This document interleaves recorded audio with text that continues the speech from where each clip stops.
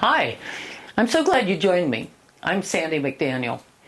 Last lesson we talked about it that you teach most by what you model, and that you have to pay attention to what you're modeling because that is the greater teacher than what you're saying. You can't tell a child, "Don't you ever lie to me," and then they hear you lying somewhere else. They have to balance out, they have to be consistent.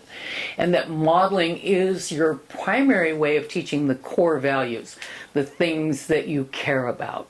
Because the morals, the values, the integrity, if you want your children to be a loving person, it will be because they saw you being a loving person.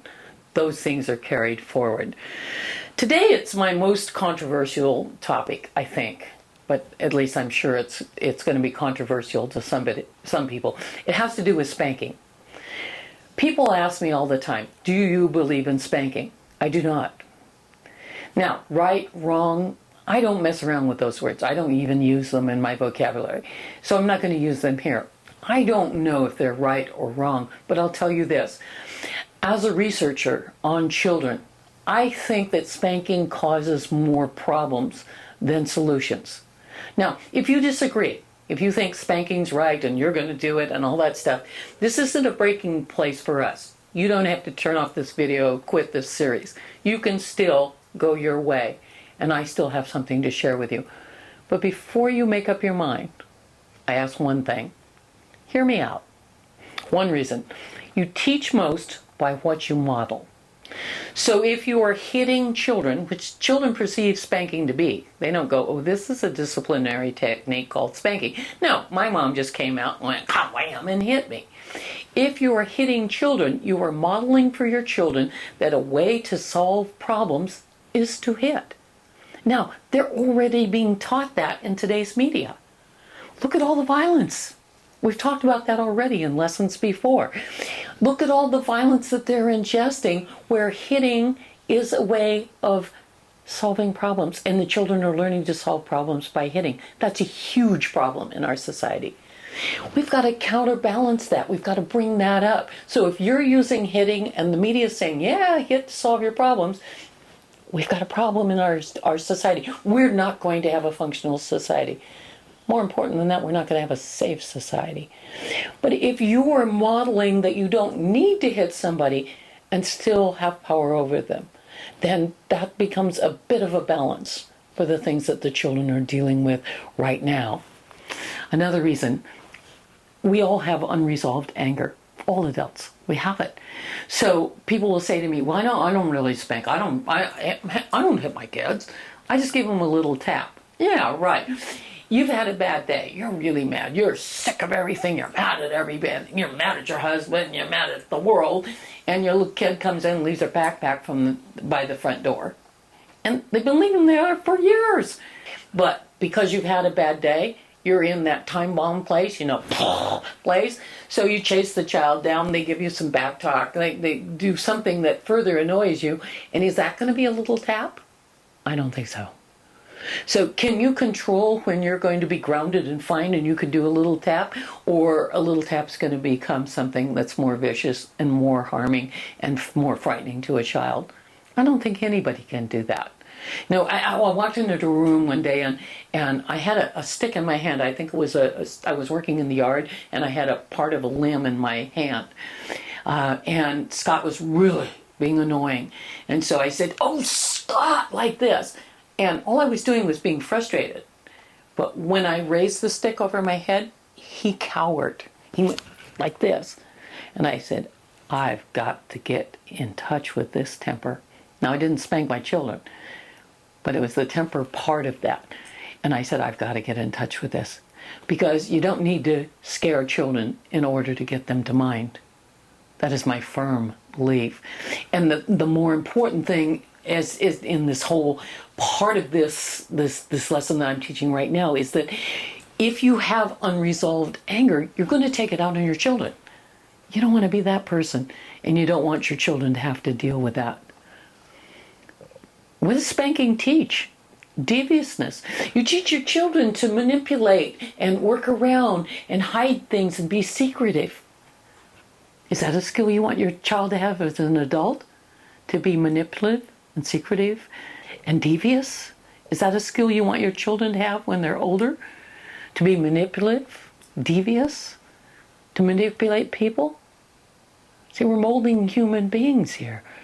You don't want them to use that, but they'll do that if they're afraid of you, but because you're going to hit them. And the other thing it teaches is lying. You come in the room and you say, "Who ate the cookie?" Only a crazy person goes, "Yeah, it was me. Yeah, I was the one. Yeah, sure, I'm going to line myself up to be clobbered." So what do? I tell a big fat whopper lie. You don't want your children to lie? You teach them not to lie. You make it safe for them to tell the truth. And the idea that they're going to get clobbered if they do tell the truth isn't a ground where the seed of truth can be planted. It just doesn't work. See, here's the problem with spanking.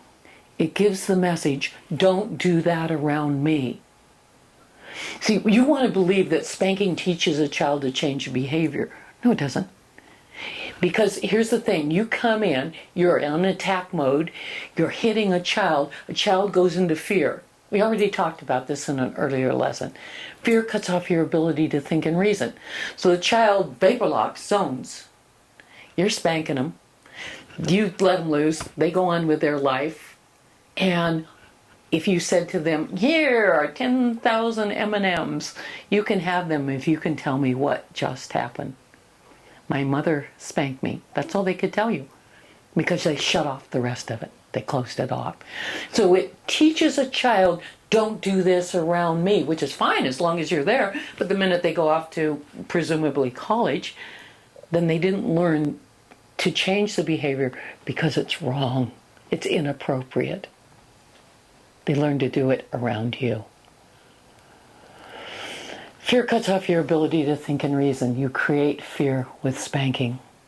I think that the question I would ask myself is it worth the possible risk to children, the possible harm to children, to put spanking into your method of working with your children? If there's any question in your mind that it could harm your children, then I would recommend, and the answer is no, I would recommend you use my book, Don't Feed the Dragon, because this is my discipline system, or you go follow the link and go to the training session that we did in the beginning of this whole series.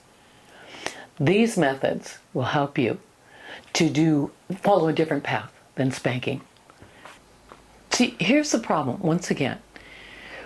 When somebody this small, short, little thing has more power than you do, and you've used up all your resources, then the place to go is to power over. So then you threaten them, which is another lesson, and you hit them to get them to do what you want them to do. But it doesn't teach the lesson, which is to change a behavior. I think it's really important, if you're having trouble with this concept, that you think about it. What's the cost of keeping it going? Could you do it another way? And what I would invite you to do as your homework is to figure out one place where that frustration comes up so intensely that that's where you go, to the hitting, to spanking. And then use one of my techniques from Don't Feed the Dragon in its place. And then see that it goes away. The child minds, learns the lesson, and nobody gets harmed. I think it's worth checking it out. It is not a requirement of mine that you believe what I believe.